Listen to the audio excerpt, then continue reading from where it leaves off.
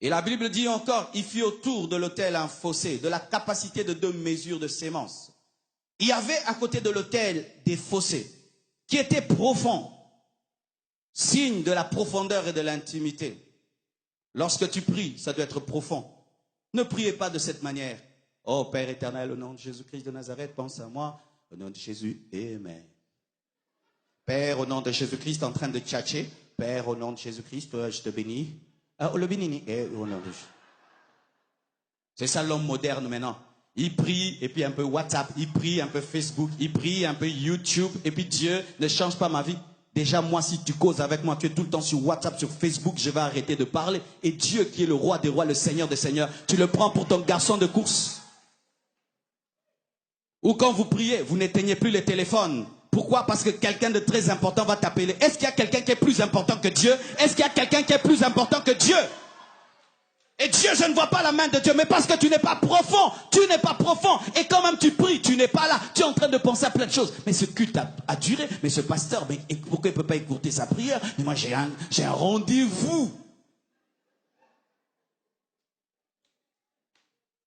Avant de dormir, tendre Père, bénis cette nuit, Amen. Et le matin, gloire soit rendue à Dieu, au nom de Jésus-Christ de Nazareth, Père soit loué. Tu auras l'onction, tu auras la puissance, avec des prières aussi superficielles. C'est pas parce que vous êtes en Europe que vous avez le droit d'être superficiel. Il y a des gens qui sont dans ce pays, qui craignent Dieu, qui prient, qui jeûnent, qui prient, qui jeûnent. Oh non, nous sommes busy. Si tu es busy, Dieu sera aussi busy. J'ai dit, si tu es busy, Dieu sera aussi busy.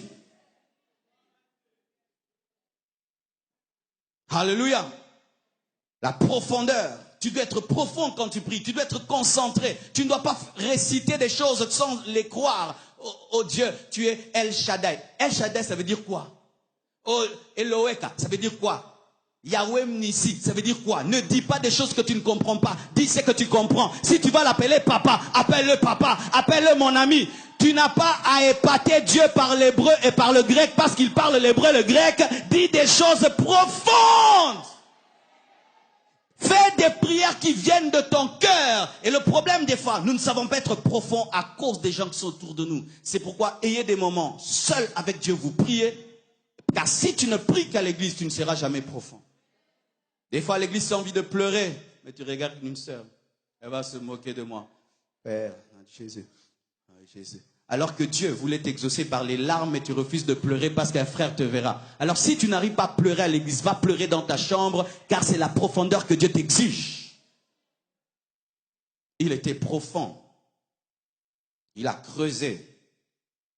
Et il arrangea le bois. Dites arranger. L'ordre. Si tu veux être efficace dans la prière, tu dois être organisé. Daniel priait 3 fois par jour. Il faut être organisé. Vous avez des rendez-vous avec des gens que vous respectez toujours. À 14h, j'ai rendez-vous avec mon patron. À 16h, j'ai rendez-vous avec ma fiancée. À 17h, c'est mon film préféré, ma série. Tu ne rates jamais cette série-là. Des gens qui ne te connaissent pas et qui détruisent ta vie. Mais avec Dieu, tu n'as aucun rendez-vous. Quand est-ce que tu pries? Quel est ton rendez-vous avec Dieu? Tu n'as pas de rendez-vous avec Dieu. Ta prière n'est pas organisée. Ton bois n'est pas ordonné. Jésus priait toute la nuit et le matin il faisait des miracles. Il était ordonné dans la prière. Mais nous prions quand ça nous prend. Mais nous mangeons 3 fois par jour. Tu es ordonné quand il s'agit de ton déjeuner. Ordonné quand c'est ton dîner. Ordonné quand c'est le souper. Mais quand il s'agit de la prière, si ça te prend, tu pries. Et si ça ne te prend pas, tu pries. Mais des fois tu manges même si tu n'as pas faim parce que tu dois avoir l'énergie. As-tu ordonné tes rendez-vous avec Dieu? Es-tu sérieux dans ta manière de chercher Dieu? Jésus a été arrêté parce qu'il était organisé. Judas connaissait son organisation spirituelle. C'est pourquoi il a dit, vous pouvez l'arrêter tel jour, telle heure, à tel lieu, parce que c'est son organisation. Où est ton lieu de prière? Dans ta chambre, dans ta maison. Où ta femme sait, mon mari prie à tel moment. Ton mari sait, ma femme prie à tel moment. Tes frères et sœurs savent, lui, tel jour, il est consacré. Il prie de cette manière. Si tu n'as pas ça, tu auras des petites choses venant de Dieu. La vie chrétienne, bien aimée, la vie de prière, se travaille, c'est une discipline. Depuis que je me suis mis au sport, chaque matin, même si je suis fatigué, je dois aller dans la salle de sport. Et là où j'habite, personne n'y va. Donc il n'y a personne. et tu n'es pas encouragé, parce que le sport se fait bien lorsqu'il y a quelqu'un. Mais même s'il n'y a personne, je saute ma corde, je transporte des trucs. Pourquoi? Ah, je suis déjà court, je ne dois pas grossir. Et donc s'il n'y a personne, je saute ma corde et puis je reviens fatigué. Mais je dois chaque matin, je dois bosser sur mon corps. Mais mon esprit est plus important que mon corps.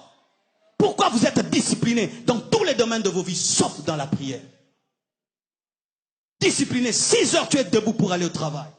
Telle heure debout pour faire telle chose. Pour prendre ton métro, tu es toujours à l'heure. Mais quand est-ce que tu pries? Tu ne sais pas. Et vous dites que Dieu n'est pas bon, il ne vous aime pas. Vous respectez vos patrons plus que Dieu. Et vous voulez que Dieu puisse vous bénir.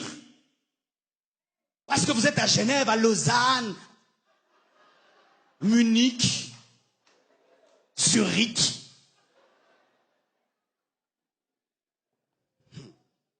Il faut que les gens qui viennent de l'Afrique viennent vous prêcher. Avec notre évangile d'Afrique. Parce que ça marche. Ça marche.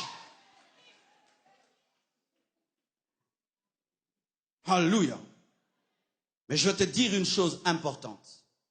Car des fois, lorsqu'on enseigne la discipline et tout le reste, l'ordre, des fois l'homme oublie une chose très importante. La Bible dit, il coupa le taureau par morceaux et le plaça sur le bois. Le bois qui est l'ordre, mais il a placé le taureau qui symbolise Jésus. Tu peux avoir toute la discipline du monde sans Jésus-Christ et Dieu ne t'exauce pas. Parce que ce ne sont pas nos bonnes œuvres qui nous exaucent, mais c'est Jésus. Car en soi, lorsque tu pries, Dieu veut que tu puisses lui présenter Jésus qui est mort à ta place.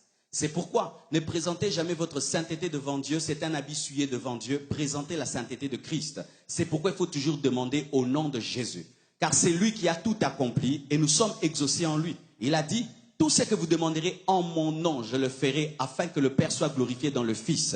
Si tu ne présentes pas Jésus, tu te présentes toi-même, Dieu ne t'exauce pas. Et beaucoup de chrétiens ne sont pas exaucés parce qu'ils se présentent eux-mêmes, alors que l'homme, lorsqu'il se présente, il est jugé. Mais quand tu présentes Jésus, alors tu obtiens la grâce. Lorsque tu demandes quoi que ce soit, ne dis jamais comme j'entends aujourd'hui les chrétiens disent, Seigneur, moi qui ai souffert pour toi, Seigneur, moi qui souffre pour toi. Ah bon, monte aussi sur une croix et ressuscite le 3e jour pour toi-même. Ne présentez jamais, Seigneur, je te sers depuis ma jeunesse, voilà comment tu me récompenses. Seigneur, comment tout le monde pêche, mais moi je t'aime, voilà comment tu me récompenses. Je me suis marié vierge, mais je n'ai pas d'enfant. Pourquoi, Seigneur, tu m'as fait ça? Ah bon, c'est ta virginité qui donne les enfants. Ah, donne-moi l'amen. C'est pourquoi des fois vous êtes étonnés. Des gens qui ont mené une vie de péché enfantent 7 fois, 10 fois. Mais des filles vierges se marient, n'ont pas d'enfants. Parce que vous présentez votre justice devant Dieu. Alors que votre justice est un habit souillé. Souillé.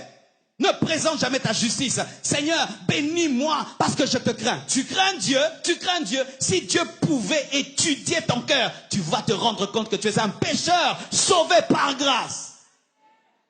Pourquoi faut-il présenter l'œuvre de la croix? Pour ne pas tomber dans l'orgueil lorsque Dieu t'exauce et que tu dises, c'est ma justice. Ainsi, quand on te pose des questions, comment tu as obtenu tel résultat? Ah, mais parce que je suis différent de vous. Ah bon, non, c'est parce que Dieu m'a fait grâce. La discipline ne remplacera jamais l'œuvre de la croix. Jeûner ne remplacera jamais l'œuvre de la croix. Même si tu jeûnes 40 jours fois 70, ce n'est pas le jeûne qui exauce, mais c'est Jésus-Christ. C'est Jésus. Alléluia. Car des fois, nous entendons des gens venir au bureau, se plaignant de tout ce qu'ils ont fait pour Dieu. Seigneur, j'ai donné mon argent à l'église, mais je suis pauvre. Pourquoi tu m'as fait ça? Ah bon? Donc c'était quoi? Une banque? Tu étais en train d'investir, bien aimé. Dieu ne nous bénit pas lorsque nous réclamons. Dieu nous bénit lorsque nous implorons sa grâce en Jésus. Ne réclame rien sur base de ta fausse justice. Même si les gens disent que tu crains Dieu, tu ne crains pas Dieu. C'est Jésus-Christ le seul saint qui nous sanctifie. Amen.